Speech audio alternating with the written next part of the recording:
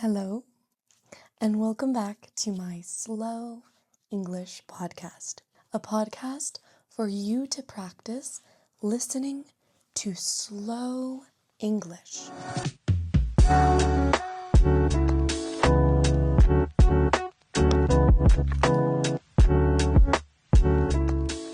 This podcast is for advanced C1 listeners. Today, I want to talk about the human side of online learning. As many of you know, I am an online teacher. I have taught online for 5 years now, and I have made friends from all around the world because of my job. I think many people believe that online equals less connection, less engagement, but it doesn't have to be that way. Sometimes people disconnect being online with real people on each side of the camera. When you're looking through a screen to another person, it's easy to disconnect your humanity, and it's difficult because sometimes people can be very mean or hateful online because they feel like it's not real. But it is real. It's still a person, even if it's online, through a chat, through a post, or even a comment. It's still a real person behind the screen. And I think if you can't say something to someone's face in real life, then you shouldn't say it online. Why would you say it online? In my online lessons, I always try and remember that teaching doesn't have to be so serious or boring.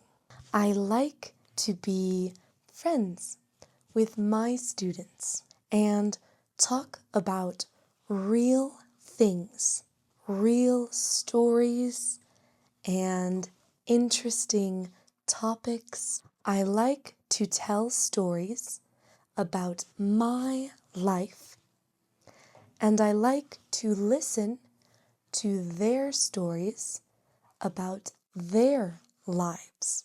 And there's no better way to learn a language than being genuinely interested in using that language. So when my students talk about their lives, their jobs, or an interesting topic for them, that's the best way to practice speaking in English. Personally, I love talking about topics like dreams or life goals or relationships or scary stories, intelligence, and the different types of intelligence, and imagination. Topics that I am passionate about. And I'm usually passionate about deep topics, just like the topics that I talk about with you guys, just like my lessons would be in person. I have them online, and I have met some of my students in person before. I had a student from Costa Rica who was a really good friend of mine. She always had the coolest stories to tell, and she had the most interesting takes on topics that I loved talking about as well. We got along really well in class, and we were really close friends. And I coincidentally was planning a trip to Costa Rica, but it was a complete coincidence. I didn't plan it because of her, but she was so excited, and she told me she would pick me up at the airport and she would show me around. She was so sweet. She came to pick me and my friends up at the airport, and she showed us a really good place to eat and some nice places to chill.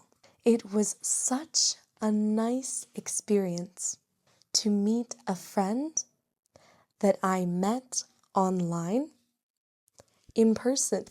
And when I came back from my vacation in Costa Rica and I had another lesson, it was so much fun. Our connection leveled up, definitely. And it was like we were friends in real life, just chatting online through a webcam. Since that moment, I consider my online students can be real friends to me.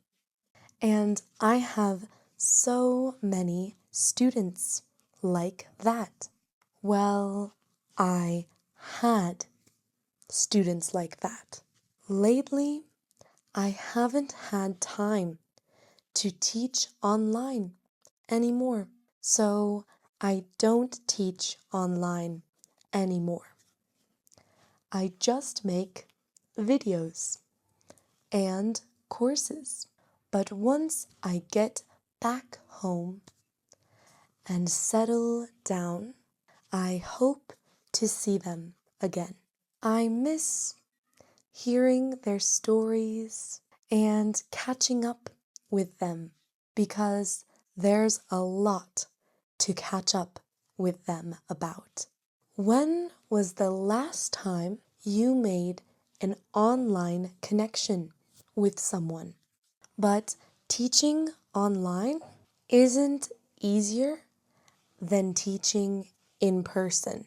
It can be hard expressing emotions and keeping a conversation flowing through a webcam. It's a challenge to stay patient and happy through a webcam.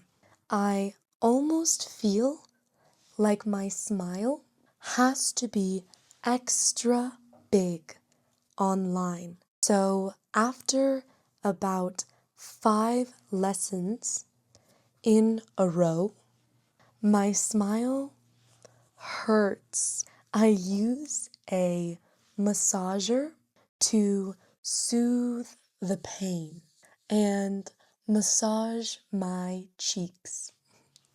But just keeping a high energy and dealing with silence can be exhausting, especially with kids. When I had group lessons with kids, I felt like I was talking to a wall.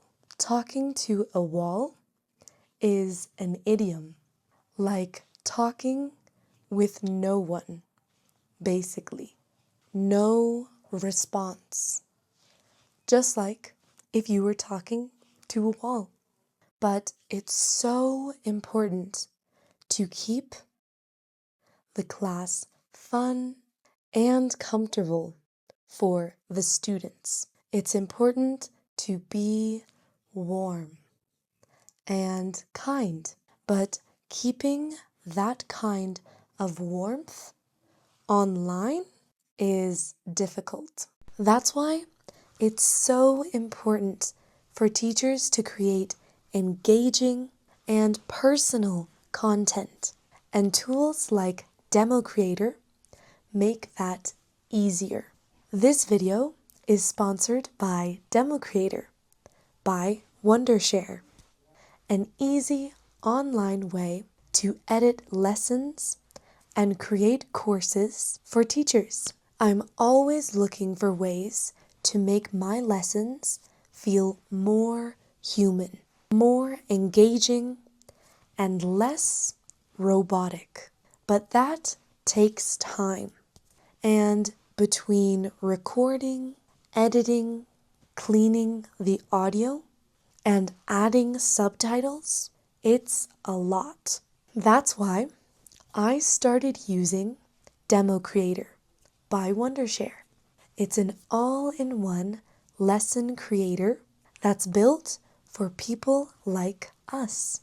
You don't have to be a full editing pro. You don't have to be a video editing pro.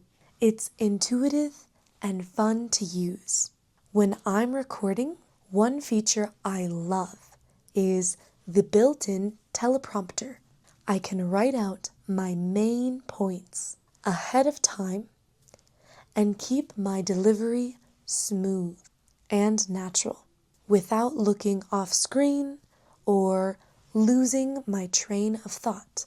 There are also some really smart magic tools that help your video look more professional without spending hours of editing. The cursor highlight draws attention exactly where you need it, and it's perfect for explaining slides or walkthroughs. The voice cleaner helps filter out all the background noises, like my neighbor's loud dog, for example. And the smart zoom automatically focuses on the key parts of the screen. It saves me from having to do it manually. After recording, the built-in editor makes it super easy to polish things up. There are cursor effects, so viewers can easily follow your mouse, pan, and zoom to add a dynamic movement to your video lessons. And a game changer is auto subtitles. DemoCreator can generate them automatically. And there are audio effects that you can add, which is something I never used to add to my videos, but now my audio quality adds so much to my videos. At the end of the day, what I appreciate the most is that DemoCreator helps me to stay focused on the content and the people who I'm making it for. So I always try to avoid burnout. And I know for a fact that if I have more than 5 lessons in a row, I will be feeling drained and very burnt out. I wouldn't be happy or energetic in my class. And that's not fair for my students. So I know my limits. Have you ever felt burnout? How do you avoid feeling burnt out of work? But for me, it's the most important part. Being human in my classes is the most important part. Technology is the medium, but humanity is the message. Even in my YouTube videos, my stories are all real. I talk about personal experiences and I connect with my audience in a genuine and real way. With so much technology in the world, people need real teachers, real connections. My body language through a webcam has to be a little bit extra since I don't want my students to feel ignored or like they're boring me, because it's easy to have misunderstandings online. I don't want my students to feel like they're talking to a wall. Sometimes when I talk with my sister, I feel like I'm talking to a wall. She gets distracted very easily. So sometimes I get really frustrated with her and we fight because I say, "You're not listening to me." And she says, "Yes, I was. I'm just looking at my phone while I'm listening." And I say, "No, you can't really listen if you're looking at something else." We disagree on that. What do you think? Can you actually listen to what someone is saying while looking at something else? Do you know anyone who gets distracted easily, like my sister? I'm really happy and I feel lucky to have an online job. What do you think about this topic? What do you think about the human side of online learning? What are some of the pros and cons of learning English in an online classroom or on YouTube versus learning in a real classroom with classmates and notebooks and pens and papers? What do you think? Thank you for joining me in this slow English podcast. And if you liked this video, like and subscribe for more slow English, the best way to practice listening. Have a wonderful day. I'll see you next time. Bye.